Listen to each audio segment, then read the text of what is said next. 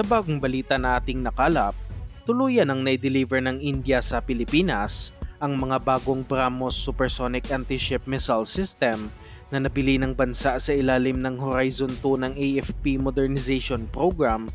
at gagamitin ng Philippine Marine Corps ang mga missile system na ito.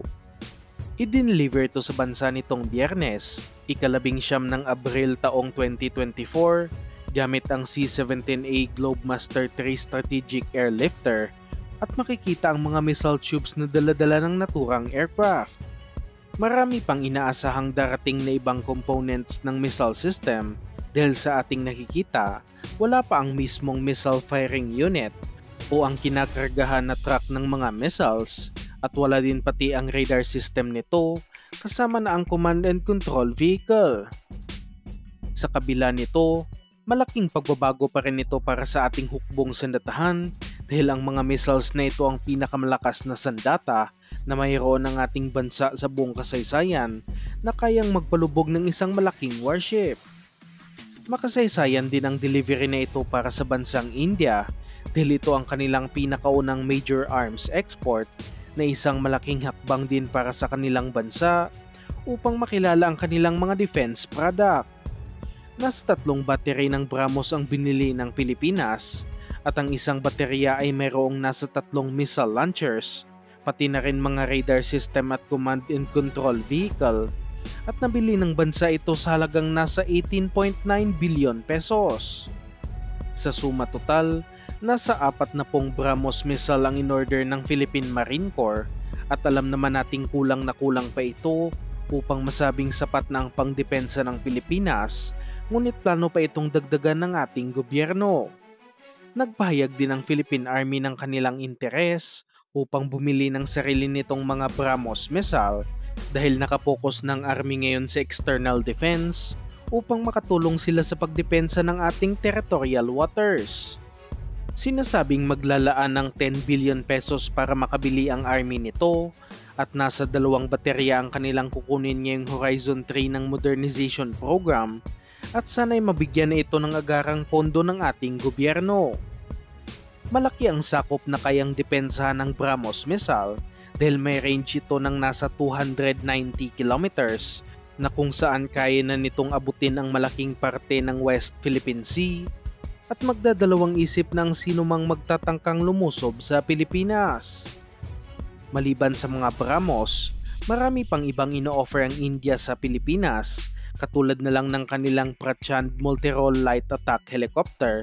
na isa sa kanilang mga pinakabagong produkto. Nitong taong 2022 lamang inintroduce ang mga naturang attack helicopter at ayon sa hepe ng Hindustan Aeronautics Limited na siyang gumawa sa mga Prachand, ang Pilipinas umano ang inaasahang magiging unang customer ng kanilang attack helicopter at nasa advanced stage na umano ang pag-uusap ng magkabilang panig. Sa aking opinyon lamang, mas maganda kapag daragdagan na lamang ang mga T-129 attack helicopter na kasalukuyang ginagamit ng ating Air Force dahil alam na itong gamitin ng ating mga piloto at subok na rin ang kapabilidad ng naturang aircraft sa kanilang mga operasyon laban sa mga lokal na rebelde.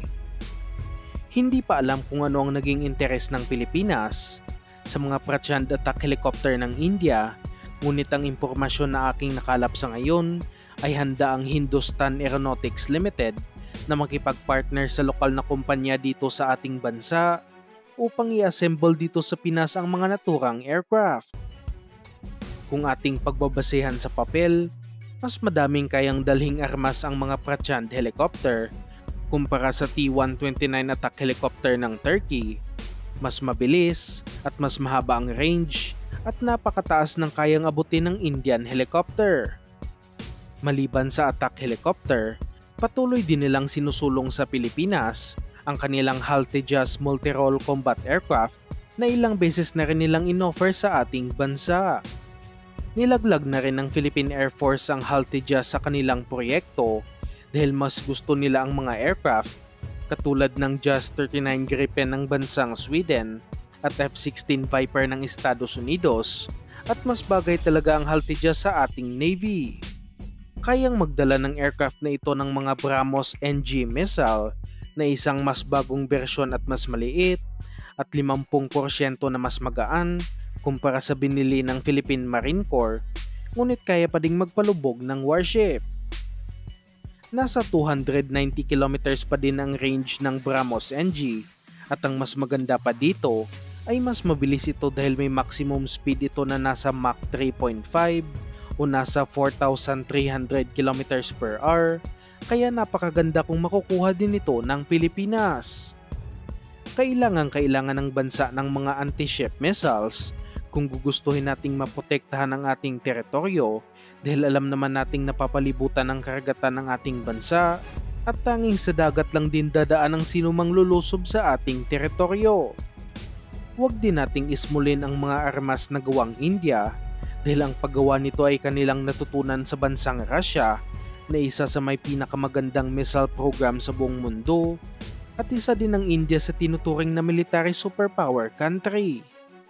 Sa ngayon, umaasa tayong mas lalakihan pa ang pondo para sa AFP modernization program sa susunod na taon upang mas maparami pa ang ating mga BrahMos missile at kailangan ding bumili ng bansa ng mga air defense system para sa mga assets na ito dahil malaking target ang mga anti-ship missile system.